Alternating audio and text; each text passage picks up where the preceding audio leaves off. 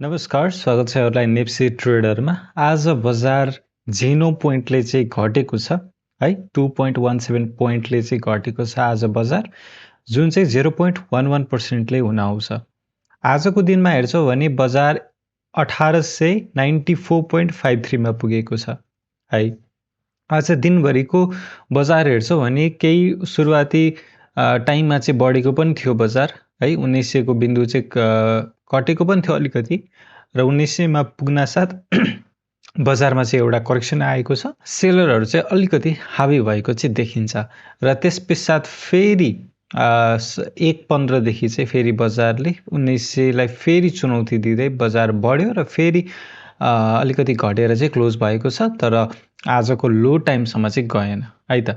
आजको दिनमा हेर्छौँ भने 102 वटा कम्पनीहरूको मूल्य बढेर गएको छ, 126 वटा कम्पनीको मूल्य झरेको छ र 11 वटा कम्पनीको मूल्य भने जस्ताको त्यस्तै रहेको छ। टप गेनरको कुरा गर्छौँ भने BNHC ले आज सर्किटको लेभलमा कारोबार गरेको छ भने MHL, TRH, अभियान, SCHC लगायत अन्य कम्पनीहरू जस्तै मकर, MCHL, TPC है, यी कम्पनीहरू चाहिँ आज सर्वाधिक वृद्धि हुने कम्पनीको सूचीमा चाहिँ आएका छन्। त्यसैगरी टप लुजरको कुरा गर्छौँ भने NABBC, MSHL, VLBS, ACL-BSL र KPCL यी कम्पनीहरू चाहिँ आज सबसे धेरै घट्ने है, सबसे धेरै घट्ने कम्पनीहरूको सूचीको लिस्टमा चाहिँ आएका छन्। टप टर्नओभरको कुरा गर्छौँ भने सोना, SHL, RNLI, CLI र ग्लोबल IME ब्याङ्कको चाहिँ टर्नओभर एकदमै ज्यादा आएको छ। अर्थात् यसरी पनि बुझ्न सकियो कि यी कम्पनीमा चाहिँ इन्भेस्टरहरूले एकदमै धेरै पैसा चाहिँ इन्भेस्ट गरेको पाइन्छ। भोल्युमको आधारमा हेर्छौँ भने आज सबसे धेरै भोल्युम चाहिँ ग्लोबल IME को प्रोमोटर सेयर, सोना, ग्लोबल IME, SHL र MMF1 यी कम्पनीहरूमा चाहिँ भोल्युम धेरै आएको छ। ट्रान्जेक्सन वाइज हेर्छौँ भने किनबेचको आधारमा हेर्छौँ भने सोना, CLI, RNLI, SNLI र ILI को चाहिँ ट्रान्जेक्सन एकदमै धेरै भएको छ। हामीले यदि टर्नओभर हेर्दै जाने हो भने एकदमै कम, लगभग हिजोको तुलनामा त धेरै नै कम आज टर्नओभर आएको छ। हिजो 1.7 आएको थियो भने आज चाहिँ 1.2 मात्र आएको छ अर्ब है त।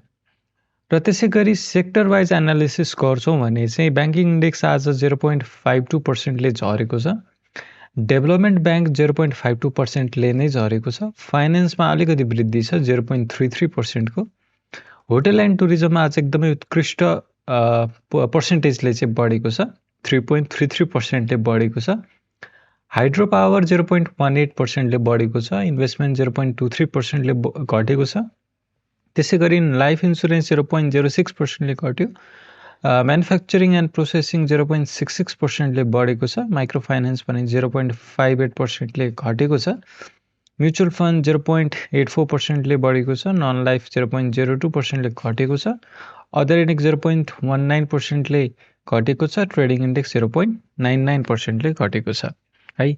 आजको दिनमा हेर्छौँ भने कस्तो खालको प्याटर्न बनेको छ भन्दाखेरि जति पनि सेक्टर छन् जसले चाहिँ पैसा डिपोजिट लिने काम गर्छन् अथवा जसो भनौँ फाइनेन्स छोडेर अरू सेक्टर हेर्छौँ, जस्तो ब्याङ्किङ भयो, डेभलपमेन्ट ब्याङ्क भयो होइन, त्यस्तै इन्भेस्टमेन्ट पनि भयो, लाइफ इन्सुरेन्स र नन लाइफ दुइटै भयो होइन, त्यस्तै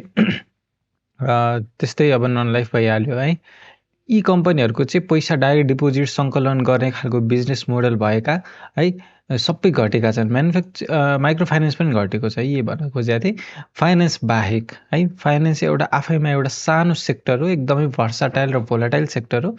यसमा चाहिँ उतार चढाव एकदमै धेरै आइरहने गर्छ। यो घट्नुपर्ने थियो, तर घटेको बेला एकदमै धेरै घट्नुपर्ने थियो, तर आज यो बढेको है। यसमा पोटेन्सियल मैले निकै राम्रो देखेको छु। सो यस्तो खालको चाहिँ आज प्याटर्न बनेको छ। होटल एन्ड टुरिज्म चाहिँ आज फेरि योपालिको बुलमा उत्कृष्ट तरिकाले बढ्ने पो हो कि है, हेर्दै जाउँ के हुन्छ। अब टेक्निकली पनि हेर्छौँ भने बजारमा आज एउटा इन्डिसिजन क्यान्डल चाहिँ फर्म भएको छ, अर्थात् एउटा डजी क्यान्डल त्यो जसको चाहिँ हाई र लो अलमोस्ट सेम छ र बिचमा चाहिँ ओपनिङभन्दा अलिकति तल अथवा माथि यदि क्यान्डल बन्छ भने चाहिँ यसलाई हामीले डजी क्यान्डल भन्छौँ। र आज चाहिँ एउटा डजी क्यान्डलको फर्मेसन भएको छ।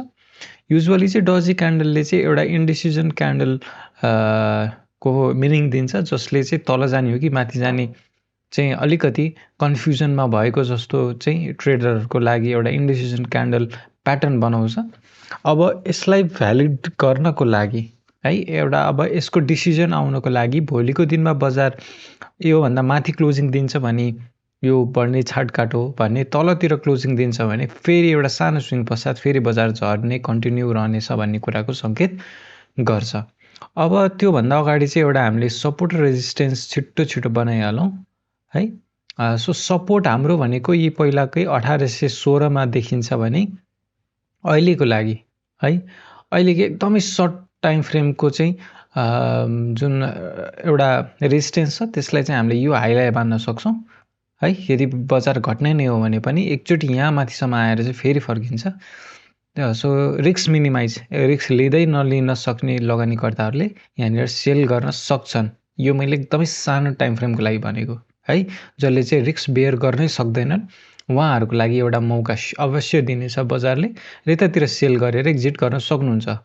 तर हामी जस्ता लगानीकर्ता है, जसले चाहिँ 2 रुपियाँ कमाऊ भनेर लगानी गर्नुभएको छ, उहाँहरूले रिस्क बेयर गर्न सक्नुहुन्छ भने चाहिँ यसको टार्गेट, अर्को रेजिस्टेन्स अथवा टार्गेट जे भनौँ, पहिलो टार्गेट 2000 तिर हुन जान्छ है, र अर्को टार्गेट भनेको चाहिँ यसको यो है, झन्डै यसको बिचतिर राखौँ, झन्डै 3000 तिर चाहिँ यसको एउटा चाहिँ सपोर्ट अथवा रेजिस्टेन्स भनौँ, त्यो चाहिँ रेजिस्टेन्स चाहिँ यतातिर देखिन्छ है। सो बढ्न अलमोस्ट डबलै बाँकी छ होइन, यो बढ्यो भने डबल बढिहाल्यो र त्यस पछाडि पनि अझै बढ्न बाँकी नै छ भन्ने कुरा चाहिँ हामीले यसरी बुझ्न सक्छौँ है। सो यो चाहिँ कम टाइम फ्रेम भएको भएर यसलाई चाहिँ 1 पिक्सल नै दिउँ होइन, यसलाई चाहिँ अलिक पातलो बनाइदिउँ र यसलाई चाहिँ अलिकति मोटै बनाइदिउँ र यसलाई त झनै मोटो बनाइदिउँ, किनकि यहाँसम्म एक त बजार पुग्दैन, पुग्यो भने पनि यसबाट चाहिँ सेलिङ प्रेसर आउने सम्भावना निकै ज्यादा हुन्छ है। यसलाई चाहिँ 2 पिक्सल मात्र दिउँ